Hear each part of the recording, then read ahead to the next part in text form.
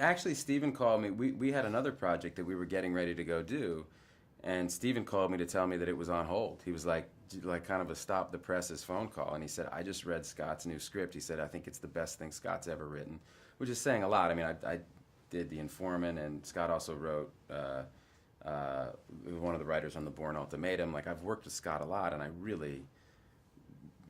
think I think very highly of him, and so to get like this call from Steven saying, "I think this is the best thing Scott's done," um, you know, I was like, well, hell, man, send it over.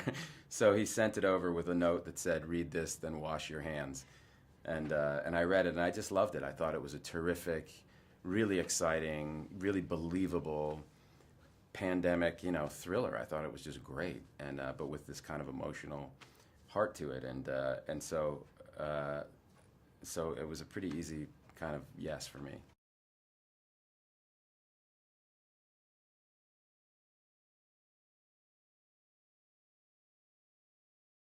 My whole storyline is, my wife dies and my stepson dies, and so it's my daughter is the only surviving family member, and as a dad, I could really relate to this guy, and I think audiences will be able to relate to him because it's, what do you do in that situation, and his you know his agenda is very simple and very, he's just trying to survive this thing and keep his daughter safe and alive, and as the world is kind of starting to fall apart around him, it's pretty elemental stuff.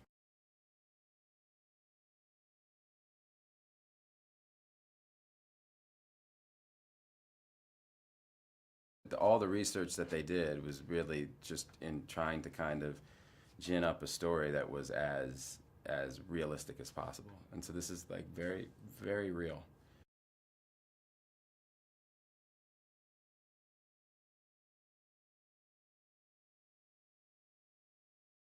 It's my sixth movie with him, and I just I'm anytime I get a chance to work with him, it's really great. He's I learn a ton every time I work with him, but it's also just fun, And he's got the same crew that he works with.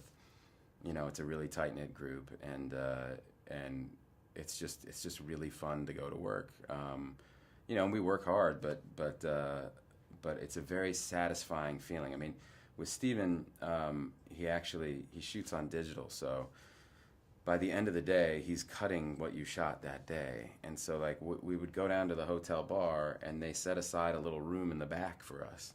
And we'd go and sit down, and it would be Scott and Steven and Greg Jacobs and Stacy and Schamberger, like the producers, and we'd sit down and kind of shoot the breeze while Steven put his headphones on and started working on his laptop, and we'd talk for a little while, and about an hour later Steven would go, "Okay," and he'd pull his headphones off and he'd turn the computer around and he'd show us the cut scene that we'd done that day. So it's really a luxury as an actor.